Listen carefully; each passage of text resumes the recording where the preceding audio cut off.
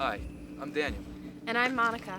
And we're here on the shores of Lake Erie where recreational activities, commercial fishing, and an abundant supply of fresh water contribute to our economy. But the lake has been keeping a secret beneath its surface for decades. One that scientists at the State University of New York and Fredonia are bringing to light. We study plastic pollution in freshwater systems. Plastic pollution as an issue has been studied. It started in the world's oceans, and in 2004 the United Nations came out with a report that 80% of what we find in the world's oceans actually comes from land. And this really kind of put the blame squarely on people and our affection, I guess, for plastic. I started co-teaching a course aboard the USS Brig Niagara. While I was out there and I was watching the water go past the wooden hull of the ship, I just thought, I wonder if there's plastic in the Great Lakes. We started up in Lake Superior, we sailed into Lake Huron and then into Lake Erie. 90% of the plastic that we captured that first year was in Lake Erie.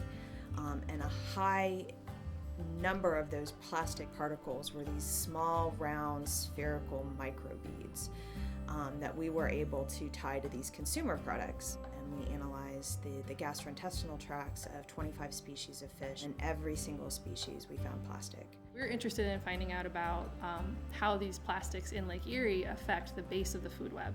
So things like the algae that grow there, and then in particular the animals that feed on algae called zooplankton.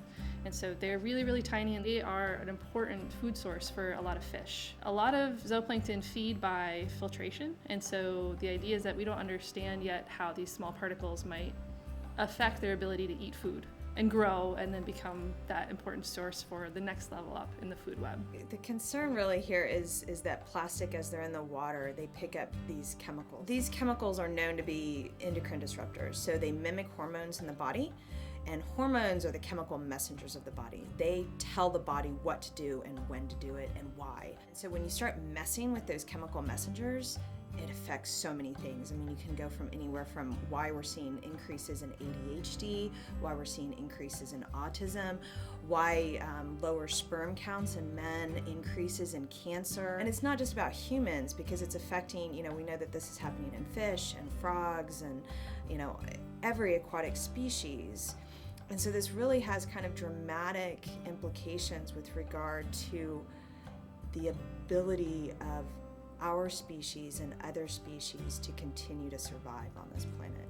It bothers me that most of these problems that we're facing come from us, I guess. So it's not just that the climate's changing, it's also that we're putting these plastics into the water, or we're littering, or we're increasing the amount of acid rain. It's just like that we're changing so many things, and it's not just the climate.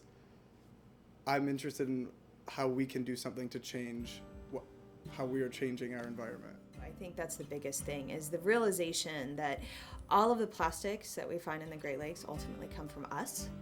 So that means that we're the problem, but the nice thing about that also means that we're the solution, right? So if we can find ways to reduce our plastic consumption by changing the products that we use, for example, by not taking a plastic bag when we go to the grocery store, by not using straws, so many small little changes that we can make in our lives that have dramatic impacts on what we find in the water. I think that's my big thing.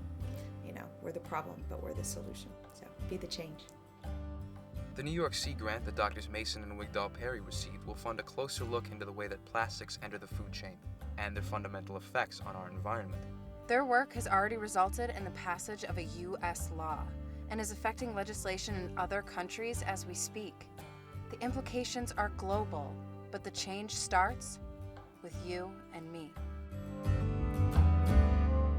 Cameron's been working in my lab all year, and he's been great. He's one of these really talented young people who's really excited about the work. He's going to go off to graduate school and do some very cool things. So he's going over to the UK for grad school now. If everybody can just kind of control what they're throwing away, or think about what they're throwing away or using, it'd be a huge help.